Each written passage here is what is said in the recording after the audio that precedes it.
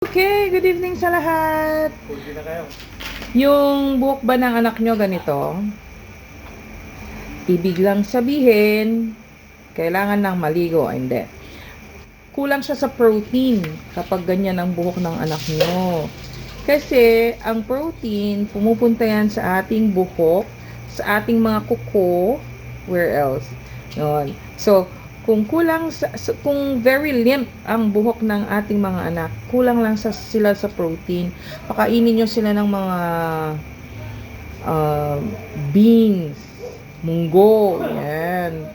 Full of protein yan. Isda, meat, yon, may mga protein. Dagdagan nyo na rin ng gatas, milk, kasi may protein yon. Plus, cheese.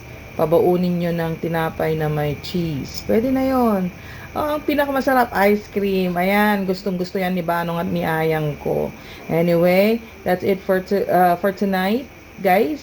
Bye-bye!